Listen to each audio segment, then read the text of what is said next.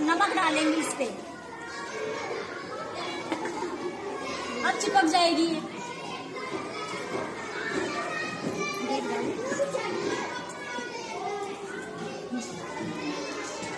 अब देखो चिपक गई।